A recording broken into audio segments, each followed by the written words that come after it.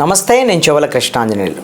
నేను ఈ రోజున జాతీయ ఓటర్ల దినోత్సవం కొంత ఆసక్తికరమైనటువంటి ఒక అంశము చర్చించాల్సినటువంటి అంశంగా కనపడింది. అదేమిటి అని అంటే, ఆంధ్రప్రదేశ్లో 2024 అసెంబ్లీ ఎన్నికల్లో మహిళలు కీలకంగా మారారు.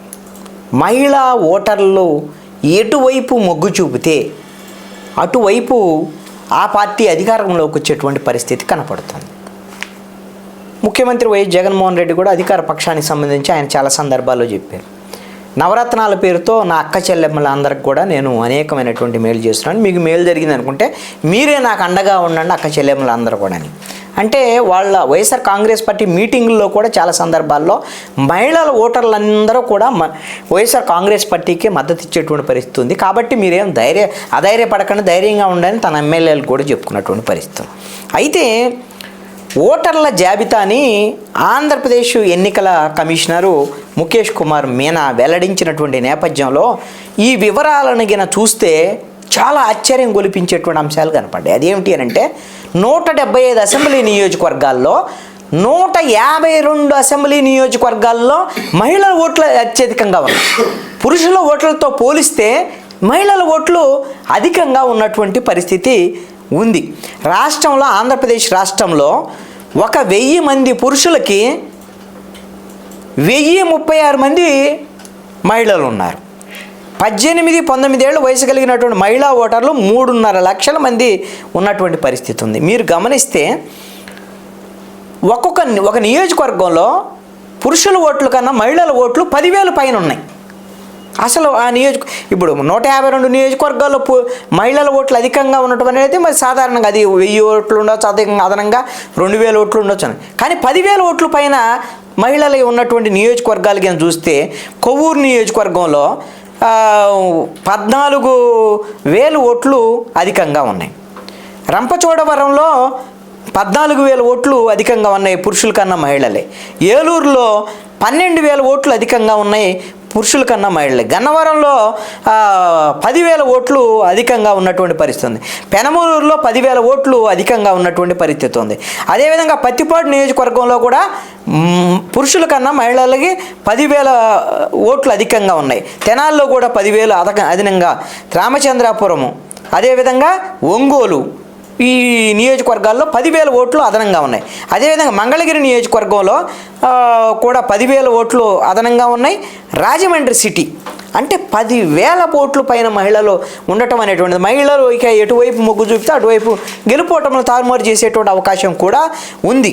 అయితే ఈ మహిళా నిష్పత్తి ఈ ఒక 10 సంవత్సరాల నుంచి మనం గమనిస్తే 2014 నుంచి 19 వరకు పురుషుల నిష్పత్తితో పోల్చినప్పుడు మహిళల నిష్పత్తి ఎలా పెరుక్కుంటూ వచ్చిందంటే, 2014లో 1000 మందికి 1013 మంది మహిళలు ఉన్నారు. అదే 2019 ఎన్నికలకు వచ్చేసరికల్లా 1000 మంది పురుషులకి 1021 మంది అయ్యారు. అదేవిధంగా 2023 మొన్న 5 రాష్ట్రాల ఎన్నికలు జరిగాయి. ఆ సందర్భంలో కూడా ఆంధ్రప్రదేశ్ సంబంధించినటువంటి ఒక జాబితా తీసినప్పుడు 1000 మందికి 1027 మంది ఉన్నటువంటి పరిస్థితి ఉంది మహిళలు. కానీ 2024 ఇప్పుడు ముసాయిదా జాబితా మొత్తం తుది జాబితా విడుదల చేసే సమయానికి 1000 మందికి 1036 మంది మహిళలు ఉన్నటువంటి పరిస్థితి ఉంది. అంటే ఇక మహిళా లోకం వాళ్ళు ఎవరికి చేయగొడితే వాళ్ళే అధికారంలోకి వచ్చేటువంటి పరిస్థితి ఉంది. కాబట్టి బహుశా మహిళలకు ఇచ్చేటువంటి పథకాలకు సంబంధించినటువంటి అంశమేనే ఎక్కువ ప్రాధాన్యత ఇచ్చేదానికి కూడా అవకాశం ఉంటుంది. ఎందుకంటే కర్ణాటకలో కానీ మొన్న తెలంగాణలో కానీ మహిళలకి ఉచితంగా బస్సు ప్రయాణం అది సక్సెస్ అయినటువంటి పరిస్థితి ఉంది. ఆంధ్రప్రదేశ్లో కూడా మరి తెలుగుదేశం పార్టీ ఆ విధంగా మేము వస్తే అధికారంలోకి ఇస్తామన్న వాళ్ళు సూపర్ 6లో ఆ విధంగా ప్రకటనలు చేశారు. అయితే ఎన్నికలకు ముందే మరి వైఎస్ఆర్ కాంగ్రెస్ పార్టీ ప్రభుత్వము మహిళలకు ఉచిత బస్సు అవకాశం ఇవ్వాలనేటువంటి దాని మీద కొంత పరిశీలన జరుపుతుందనేటువంటిది కూడా చర్చ జరుగుతుంది. అంటే మహిళా ఓటర్లను ఆకర్షించేటువంటి ప్రయత్నం. అదేవిధంగా గ్యాస్ సిలిండర్లకు సంబంధించి ఉచితంగా ఎన్ని సిలిండర్లు ఇస్తారు ఏంటి అనే దాని మీద, నేను 3 ఇస్తాను, నేను 4 ఇస్తాను అనేటువంటి దాని మీద. అదేవిధంగా ఇళ్ల నిర్మాణాలు, వీటికి సంబంధించినటువంటి వ్యవహారాలు, ఈ విధంగా. అదేవిధంగా తెలుగుదేశం పార్టీ మహిళలకి ప్రతి మహిళకి 18 ఏళ్ళు నిండితే నెలకు 1,500 చొప్పున వీళ్ళు ఇస్తామని, అంటే సంవత్సరానికి 18,000. ఏది 18 ఏళ్ళు నిండి నుంచి 60 ఏళ్ళ వరకు అంటే చిన్నప్పుడు 18 ఏళ్ళ లోపల చదువుకునే వాళ్ళు ఉంటారు, వాళ్ళకి మిగతా అమ్మఒడి మిగతా ఏమైనా వస్తుంది. 60 ఏళ్ళ పైన వాళ్ళందరికీ పెన్షన్లు వస్తాయి. ఇప్పుడు వైఎస్ఆర్ కాంగ్రెస్ పార్టీ ప్రభుత్వం అయితే పెన్షన్ రూపేణ ముసలోళ్ళకి, అదేవిధంగా మహిళలకి వీళ్ళందరికీ ఇస్తున్నారు. అదేవిధంగా ఒంటరి మహిళలకి వీళ్ళందరూ కూడా పెన్షన్లు ఇచ్చేటువంటి పరిస్థితి ఉంది. అంటే మహిళల కేంద్రంగా మహిళలకి కొన్ని పథకాలను ప్రకటించడం ద్వారాగా తాము అధికారంలోకి రావచ్చు అనేటువంటి ప్రయత్నాలు, మరింత అలాంటి పథకాలు, మహిళల పథకాలు పెరిగేదానికి ఈ ఎన్నికల్లో అవకాశం ఉంది అనేటువంటిది స్పష్టంగా కనపడుతోంది.